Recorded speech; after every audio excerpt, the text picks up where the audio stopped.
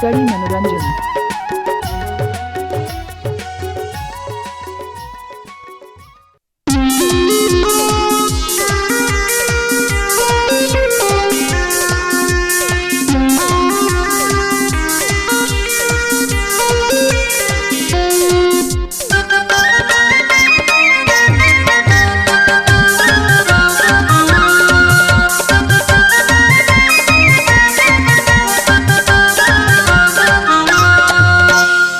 नदिया नरवा झरना कसवो, नदिया नरवा झरना कसवो, हवे तोर जवानी लागे वो लागे लागे वो तोर चबर बानी, लागे वो लागे लागे वो तोर चबर बानी।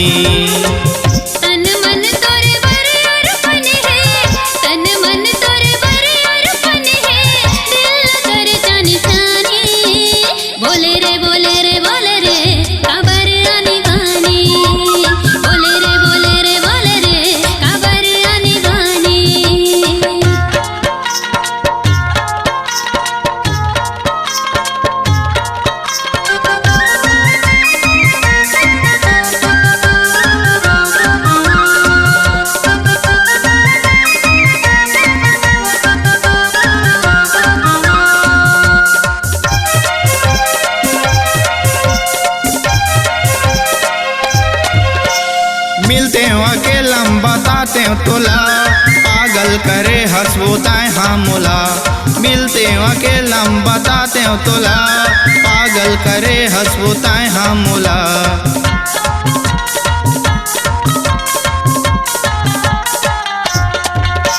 मिलते हो अकेला बताते हो तोला, पागल करे हंसबोताए हाँ मोला।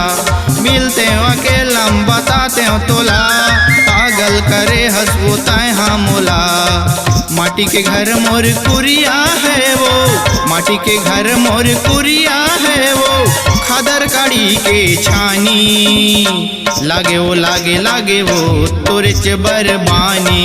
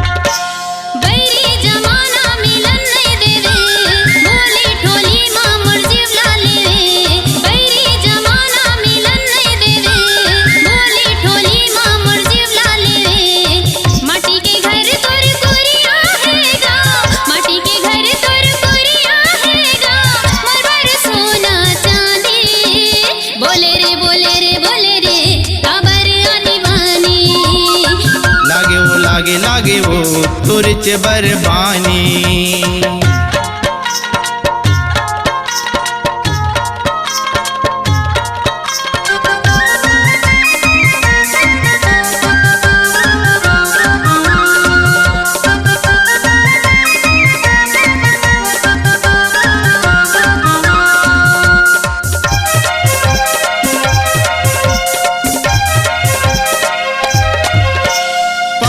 पड़ोसिन मन मारन दे ताना, तोर बिना पगली ये नहीं है ठिकाना।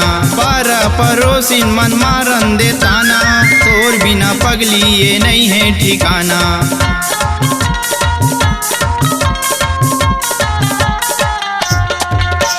पारा पड़ोसिन मन मारन दे ताना, तोर बिना पगली ये नहीं है ठिकाना।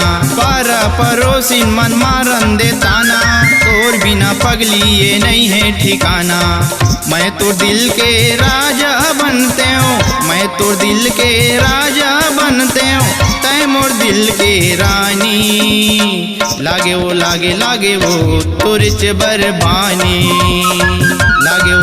लागे वो तुरच बरबानी तन मन तोरे बर अर्पण है तन मन तोरे बर अर्पण है दिल कर जानी बोले रे बोले रे बोले रे खबर आनी बानी लागे वो तुरच बरबानी बोले रे खबर आनी बानी लागे वो तुरच बरबानी।